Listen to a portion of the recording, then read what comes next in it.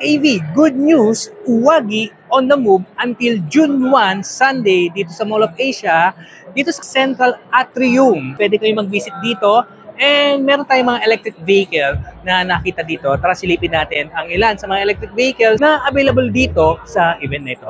Let's go!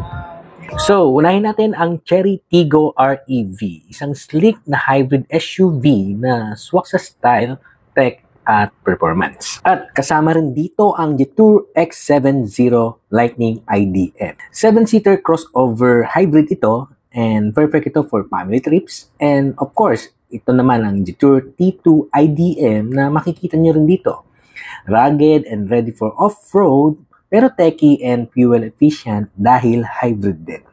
At para sa future ready naman, meet the Lynk & Co 02 EV and 01 PHEV. Premium feel, smart features at eco-friendly ang mga ito. Ang best part dito, pwede kang mag-test drive on the spot para mapil mo agad ang power at comfort ng mga units.